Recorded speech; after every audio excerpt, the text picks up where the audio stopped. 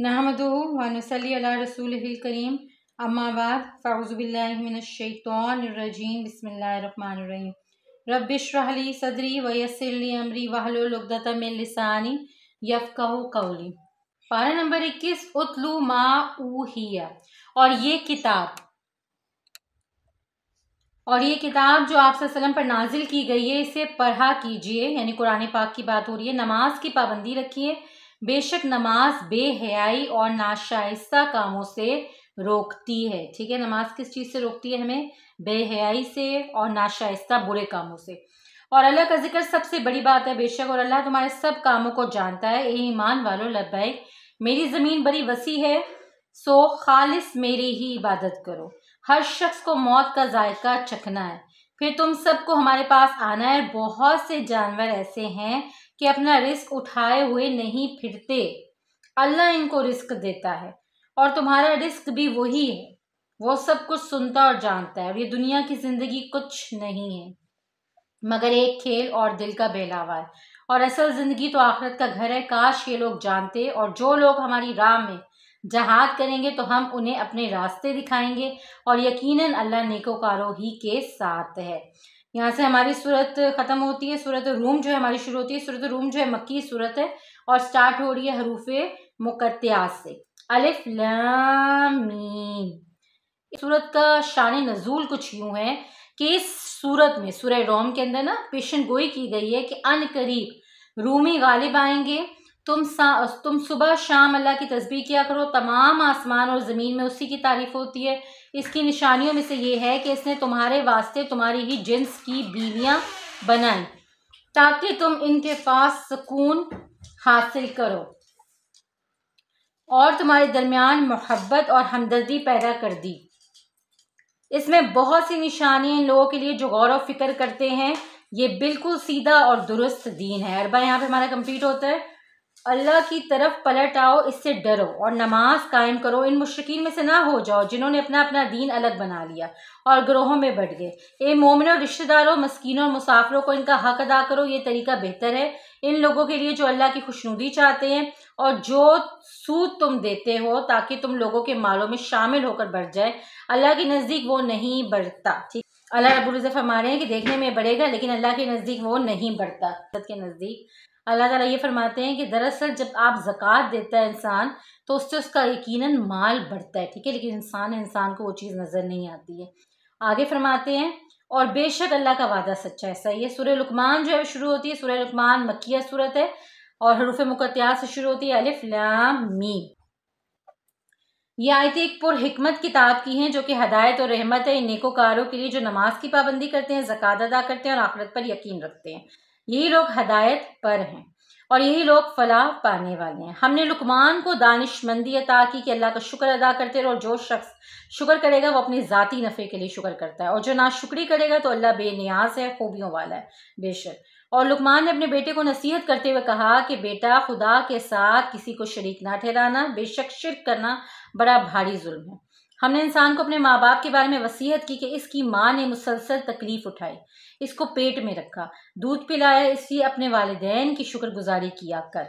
लेकिन अगर वो किसी को अल्लाह के साथ शरीक ठहराने के लिए तुझे मजबूर करें तो फिर इनका कहा ना मानना। दुनिया में इनके साथ नेक बर्ताव करते रहे। इस शख्स की पैरवी करना जो मेरी तरफ रुजू करने वाला हो, और तुम सबको मेरे पास आना है बेशक, और मैं तुम्हें बता दूंगा कि तुम कैसे अमल करते रहे हो। और लुकमान ने कहा कि ए बेटा, कोई चीज़ राई के दाने के बराबर भी हो और किसी चट्टान, आसमानों या ज़मीन में कहीं कोई चीज़ छुपी हुई हो तो अल्लाह उसे निकाल लाएगा। बेशक अल्लाह बड़ा बारीक बीन और बाखबर है।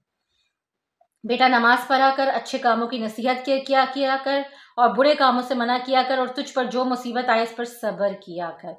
और ये बड़ी हिम्मत के काम है। और लोगों से मुंह फुला कर बात मत कर, ना ज़मीन पर अकड़ कर चल। अल्लाह किसी तकब्बुर करने वाले और फ़ख्र करने वाले को पसंद नहीं करता। अपनी चाल में इत्तेदाल इख्तियार कर और अपनी आवाज़ को ज़रा नीची रख, और सब आवाज़ों से बुरी आवाज़ गदों की आवाज़ होती है, निस होता है। और जो शख्स अपना रुख अल्लाह की तरफ कर ले और मुखलिस भी हो तो फिर इसने बड़ा मजबूत हल्का थाम लिया।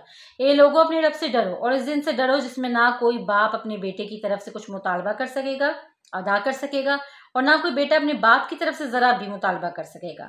یقیناً اللہ کا وعدہ سچا ہے، بے شک اللہ ہی کو قیامت کی خبر ہے، وہی مینا برساتا ہے، وہ جانتا ہے جو کچھ ماں کے پیٹ میں ہے، اور کوئی شخص نہیں جانتا کہ وہ کل کیا عمل کرے گا، اور کوئی شخص نہیں جانتا کہ وہ کس زمین میں مرے گا، بے شک اللہ سب باتوں کا جاننے والا باخبر ہے۔ سورہ سجدہ مکیہ سورت ہے، حروف مقطعات الف لام میم۔ اس کتاب میں کوئی شک نہیں، رب العالمین کی طرف سے نازل کردہ ہے، اور وہ اللہ ہی ہے جس نے آسمان زمین اور اس میں جو ساری مخلوق ہے اسے 6 دن میں پیدا کیا، اور اس کے سوا نہ کوئی تمہارا مددگار ہوگا اور نہ کوئی سفارش کرنے والا۔ وہ ہر کام کی تدبیر کرتا ہے، پھر ایک دن تم سب کو اس کے پاس پہنچ جانا ہے، اور وہ دن 1000 برس کا ہوگا۔ وہ ظاہر اور پوشیدہ چیزوں کو جانتا ہے، زبردست حکمت والا، اور ہماری نشانیوں پر وہی لوگ ایمان لاتے ہیں کہ جب ان کے سامنے ہماری آیتیں پڑھی جاتی ہیں تو سجدے میں گر پڑتے ہیں، اپنے رب کی تسبیح اور تعریف بیان کرتے ہیں، تکبر نہیں کرتے، راتوں کو ان کے پہلو بستروں سے الگ رہتے ہیں، یعنی تہجد ادا کرتے ہیں، اس لیے وہ اپنے رب کو خوف اور امید سے پکارتے ہیں، اللہ کی راہ میں ہمارے دیوں میں سے خرچ کرتے ہیں، اور کوئی نہیں جانتا کہ ان کی آنکھوں کی ٹھنڈک کے لیے کیا کیا سامان۔ اللہ رب العزت فرماتے ہیں کوئی نہیں جانتا کہ ان کی آنکھوں کی ٹھنڈک کے لیے کیا کیا سامان ہم نے اپنے خزانہ غیب میں تیار کر رکھے ہیں۔ سبحان اللہ، یہ اعمال کا بدلہ ہوگا، اور نافرمانوں کا ٹھکانہ دوزخ ہوگا۔ آپ ان کی باتوں کا خیال نہ کیجیے، اور آپ بھی منتظر رہیے، یہ بھی منتظر ہیں۔ ثلاثہ ہوتا ہے، سورہ احزاب شروع ہوتی ہے، مدنی سورہ۔ اے نبی صلی اللہ علیہ وآلہ وسلم، اللہ سے ڈرتے رہیے اور کافروں اور منافقوں کا کہنا نہ مانیے، بے شک اللہ بڑا علم والا، بڑا حکمت والا ہے، بے شک۔ اور آپ کی رب کی طرف سے جو وحی آپ کی طرف آتی ہے آپ اسی پر چلیے، اور لوگوں کے سب اعمال کی اللہ پوری بھرک رکھتا ہے۔ اللہ پر بھروسہ رکھیں، اللہ ہی کارساز ہے۔ اللہ نے تمہارے منہ بولے بیٹوں کو تمہارا حقیقی بیٹا نہیں بنایا، منہ بولے بیٹوں کو ان کے باپوں کی نسبت سے پکارو، یہ ان کے نزدیک زیادہ منصفانہ بات ہے، یعنی انصاف کی بات ہے۔